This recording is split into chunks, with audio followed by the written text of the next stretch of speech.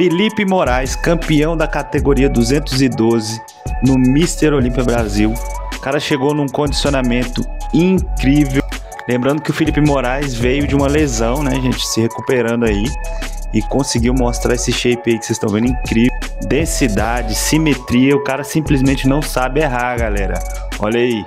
Em segundo lugar ficou o Fabrício, o tanque de guerra, né, que melhorou muito. Voltou outra pessoa.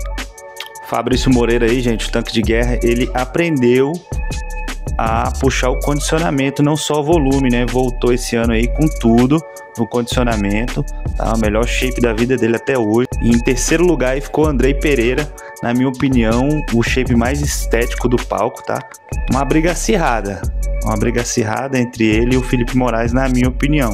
Mas com certeza aí merecido, tá? Pro Felipe Moraes, porque shape absurdo e fora de série.